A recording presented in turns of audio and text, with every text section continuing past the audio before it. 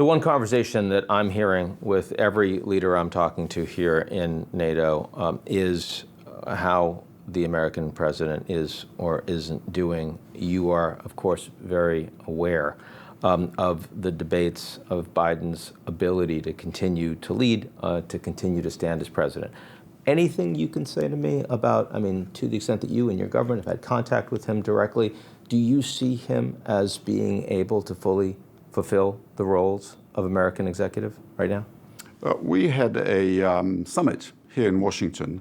Our president and prime minister, and I was present, with President Biden. He was focused, strategic, and actually quite amusing too.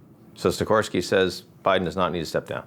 Sikorski says, once you start interfering in the internal party political affairs of other countries, you are on a very slippery slope. Former President Trump has said that he would end the war immediately if he were to become president. It's a very different perspective, his relationship with Zelensky, his personal orientation towards Putin, than what your government represents or what the present American government represents. What does a Trump presidency potentially mean for how the Ukrainian war needs to be fought, for what you're expecting to see from NATO?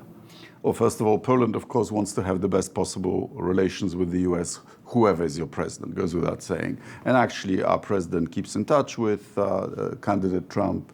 I keep in touch with both sides of the aisle. And what they tell me is that there are two schools in the candidate Trump camp. And one of them says that the way to bring a fair peace would be to threaten Putin with escalation. And, Putin is not a guy who will settle the war out of sympathy for Donald Trump. He responds only to the toughest, hardest, cutting-edge power. And when you say that, what you mean is that either Putin is prepared to accept the peace plan that Trump is nominally prepared to float, or there are going to be much tougher sanctions from the U.S. against Russia than we've seen now. More deliveries to Ukraine. There'd be more aggressive weapons that would be provided to the Ukrainians. Russia is a signatory of the Budapest Memorandum. She guaranteed Ukraine's independence and borders. For giving up their nuclear weapons. For Ukraine giving up the third largest nuclear weapons arsenal in the world. Mm-hmm. Putin personally signed the border treaty with Ukraine of 2004. If he doesn't respect that treaty, how can you trust him respecting any other treaty?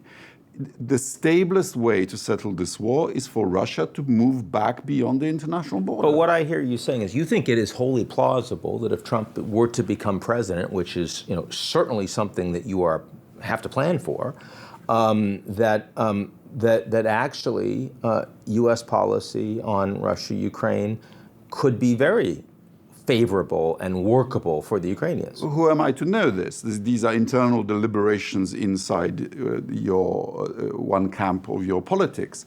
But we've observed President Trump for years. He was right on some issues. He was right that NATO countries should spend more. 2%. And Poland has been spending more, 2% for the last 15 years. You're spending about 4% now, right? And we'll be spending 5% next year, highest in NATO, including the United States.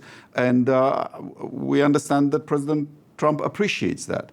But when he criticizes Joe Biden for so-called losing Afghanistan, then losing Ukraine would not be a victory, would it?